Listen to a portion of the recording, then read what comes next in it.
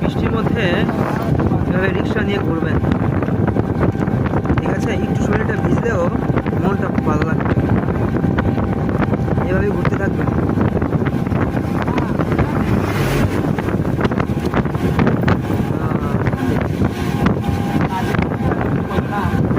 প্রচন্ড রোদ্রের পর এক পশলা বৃষ্টি।